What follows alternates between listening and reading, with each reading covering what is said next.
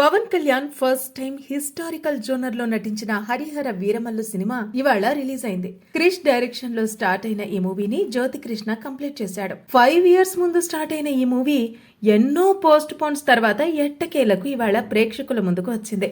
చాలా గ్యాప్ తర్వాత స్క్రీన్ పై కనిపించిన పవన్ కళ్యాణ్ ఫ్యాన్స్ ని మెప్పించాడా లేదా, ప్రొడ్యూసర్ రత్నంకి పెట్టిన బడ్జెట్ వస్తుందా లేదా అనేది ఈ వీడియోలో తెలుసుకుందాం. మొఘల్ పాలకుడైన ఔరంగజేబు హిందువులపై జిజియా ట్యాక్స్ విధించిన సమయంలో ధర్మాన్ని కాపాడేందుకు వీరమల్లు అనే యోధుడు చేసిన పోరాటమే ఈ మూవీ స్టోరీ. ఇక మూవీ రివ్యూలోకి వెళితే ఫస్ట్ హాఫ్ అంతా వింటేజ్ పవన్ కళ్యాణ్ని చూస్తాం. ఫైట్ సీన్స్ లో తన మాస్ సంభావాన్ని చూపించిన పవర్ స్టార్ డైలాగ్స్ తో ఫ్యాన్స్ కి గూస్ బంప్స్ తెప్పించాడు. మూవీ స్లోగా వెళ్తుంది అనుకున్న ప్రతిసారి కీరవాణి తన బీజిఎంతో భళా అనిపించాడు. ఇంటర్వెల్ బ్యాంక్ కూడా బానే ప్లాన్ చేశారు. ఇక సెకండ్ హాఫ్ లోకి వస్తే విఎఫ్ఎక్స్ మాత్రం చాలా వరస్ట్ గా ఉంది.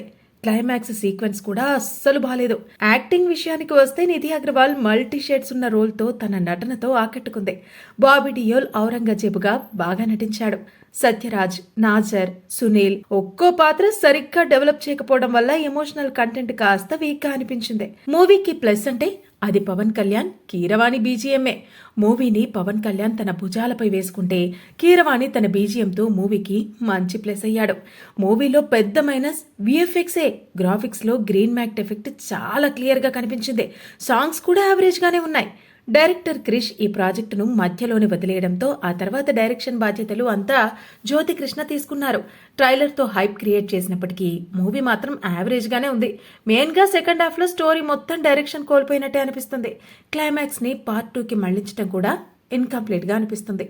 మూవీ ఎలా ఉన్నా పవన్ కళ్యాణ్ సినిమా అంటే చాలు ఫ్యాన్స్ కి మాత్రం పండగే. కానీ హరిహర వీరమల్లు మాత్రం ఓ నార్మల్ ఆడియన్ కి మిక్స్డ్ ఫీల్ మూవీ. 5 ఏళ్ల పవన్ కళ్యాణ్ ఫ్యాన్స్ నిరీక్షణకు ఈ మూవీ వర్త అంటే కాదనే చెప్పాలి. కానీ పవన్ కళ్యాణ్ ని స్క్రీన్ పై చూడాలన్నా, ఆయన పవర్ఫుల్ డైలాగ్స్ వినాలన్నా మూవీని ఖచ్చితంగా థియేటర్లో ఎక్స్పీరియన్స్ చేయాల్సిందే. మూవీని చూసిన వాళ్ళు ఉంటే ఎలా ఉందో కామెంట్ రూపంలో తెలియజేయండి. ఇలాంటి మరెన్నో మూవీ రివ్యూస్ కోసం సబ్స్క్రైబ్ టు అవర్ ఛానల్.